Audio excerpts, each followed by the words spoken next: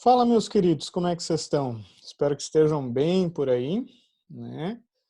Eu trouxe para vocês aqui no início dessa aula, antes da gente falar sobre a potência em sistemas trifásicos, tá difícil de ver as cores aqui, né? Mas eu acho que vocês conseguem diferenciar bem de leve o amarelo do verde, né? Aqui eu tenho as duas fases da minha casa, né? Na minha residência, minha instalação é bifásica, então eu tenho à disposição duas fases e o terminal do neutro. Então eu estou vendo uma fase amarela aqui, ó, e eu tenho a segunda fase, a fase verde, tá? E se eu tivesse um sistema trifásico contratado, eu teria uma terceira fase aqui no meio, nesse espaço vazio aqui, ó, tá? Então, o que a gente vem estudando é literalmente o sistema trifásico. Eu tenho duas fases aqui do sistema trifásico, tá? Por que que quero trazer isso para vocês? Tá? Se vocês conseguirem, espero que vocês consigam ver, eu tenho 130 numa fase e 128, 129 agora, na outra fase. Então, são fases distintas, elas têm uma diferença suave no valor eficaz entre elas. Tá? Isso é bem normal, porque eu não consigo, na prática, ter o secundário do meu transformador exatamente com a mesma tensão. E mais, né? Como o transformador, não é o caso, porque o transformador até aqui está perto de casa, mas quanto mais distante do transformador, maiores são as quedas de tensão que eu vou ter. Então, se eu tenho uma fase que é mais carregada que a outra, que eu tenho um carregamento maior, eu vou ter uma queda de tensão naquela fase, e isso vai fazer com que elas tenham diferenças em amplitude. Mas o que eu quero mostrar mais para vocês é que se eu fizer a subtração entre essas duas fases, e eu fiz exatamente isso, eu fiz a fase A, que é amarela, por exemplo, menos a fase B, eu tenho esse sinal branco aqui, ó, tá? Esse sinal branco, se eu olhar aqui no cantinho, tá? Ele não está na mesma escala, né? A escala dos outros sinais são 50 volts por divisão. E a escala desse sinal branco, que é a minha tensão de linha, tem uma escala que é 100, não sei se vocês conseguem ver, tá difícil aqui. É 100 volts por divisão, tá? Então esse sinal branco tem uma amplitude muito maior, e o valor eficaz é 225 aqui em casa. Então eu tenho uma tensão de linha que é de 225 volts nesse momento. Se eu olhar aqui a amplitude, eu vou ter 100, 200, 300, então, ó, 100, 200, 300, 300 e pouco, né? O que são esses 300 e pouco? São 225 vezes raiz de 2, que é a amplitude da onda. Lembrem-se que aqui eu estou colocando valores RMS, né? O valor eficaz. Tá? A amplitude das ondas é raiz de 2 vezes o valor eficaz. Isso só vale para senoides, tá, pessoal? Então, se eu for ver aqui também, aproveitando para revisar essas coisas, né? Eu tenho 130 volts eficaz no canal 1, né, na onda amarela. Então, eu tenho 50, 100, 150, quase 200. Por quê? Porque essa amplitude aqui é 180 volts.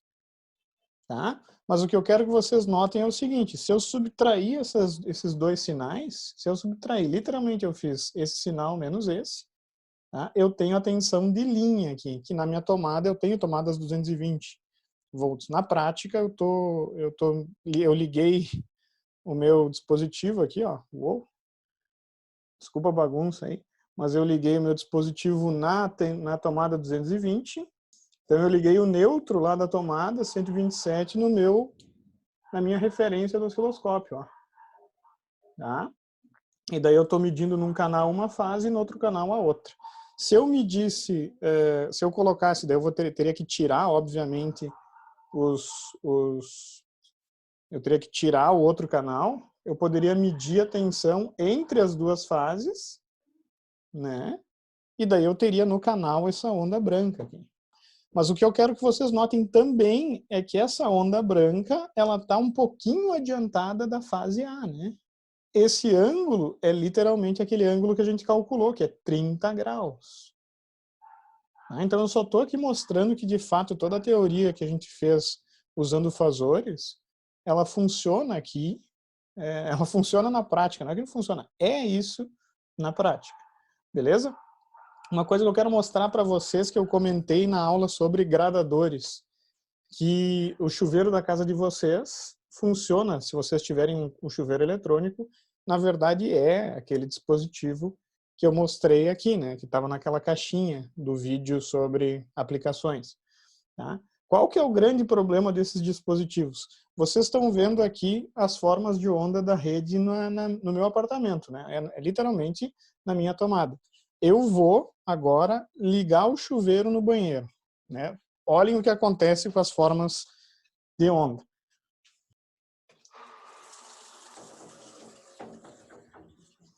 Eu espero que o som tenha captado o momento exato que eu liguei, para vocês não dizerem que eu estou mentindo, né? O que acontece com as formas de onda aqui, ó? A tomada aqui, eu estou perto do meu banheiro, né? Mas isso aqui é a minha tomada, eu não estou no... Tá certo? Eu estou bem perto da carga, né? Mas eu quero que vocês notem como o acionamento do meu chuveiro ele acaba distorcendo as formas de onda. Os valores eficazes mudaram, ó. Eu tenho numa fase agora 128, na outra fase 124, e aqui na minha tomada, que era 225, foi para 217. Eu quero que enquanto eu vou mudar a temperatura do meu chuveiro, eu quero que vocês pensem o que está acontecendo, por que isso acontece. Tá? Eu vou regular o gradador do meu chuveiro.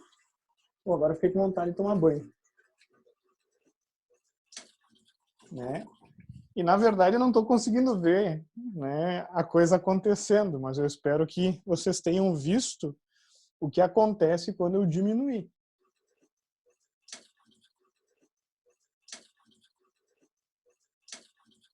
Né? E eu quero que vocês lembrem o que acontece com a corrente na carga no gradador. Tá? E essa é a chave também para entender essas distorções que acontecem na rede quando eu ligo uma carga não linear. Tá? Deixa eu desligar aqui.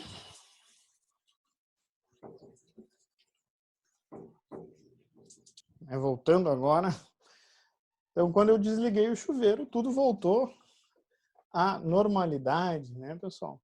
Eu devia ter feito isso, mas eu estou vendo a tensão de linha, né? Então fica difícil. Mas se eu conseguir, se eu tiver tempo, eu faço um vídeo mostrando para vocês as harmônicas que essa distorção na rede ocasiona. Tá? Mas o que está acontecendo quando eu ligo? A corrente, eu tenho dois problemas, na verdade. Né? A corrente no chuveiro, como esse chuveiro está funcionando por ângulo de disparo, né? O que teoricamente não é uma boa para uma carga tão pesada, mas é aceitável, né? É comercializado. Ó, alguém está tomando banho. Ou ligou alguma coisa, vocês perceberam? Está desligado o meu chuveiro. Mas algum vizinho deve estar tomando banho, porque pode ver que afetou mais uma fase só. Vocês estão vendo? Tá? Então, essas distorções são devido à não linearidade das cargas, pessoal. Tá? As cargas elas têm características de corrente que não são senoides. E quando eu tenho uma alta corrente sendo drenada por uma carga, eu vou ter quedas nas resistências e nas indutâncias e nas capacitâncias também, tá, pessoal? Do meu circuito aqui da instalação elétrica. E uma coisa bem interessante que agora o banho do vizinho, provavelmente ele está tomando banho, me fez lembrar, é justo. Eu tenho aqui só uma fase sendo afetada pelo meu vizinho. Por quê? Porque provavelmente eu compartilho essa fase com ele. Né? A outra fase, pode ver que eu não tenho, né, muita influência nela, porque provavelmente é uma fase que ele não tem à disposição.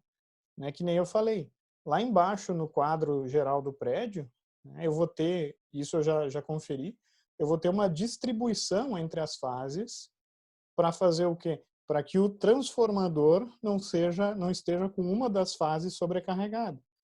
Tá? Fazendo isso, eu começo a tentar equilibrar a carga para o meu transformador. Eu jamais vou ter uma carga equilibrada aqui em casa, né? Porque eu não vou conseguir ter exatamente o mesmo valor de impedância por fase.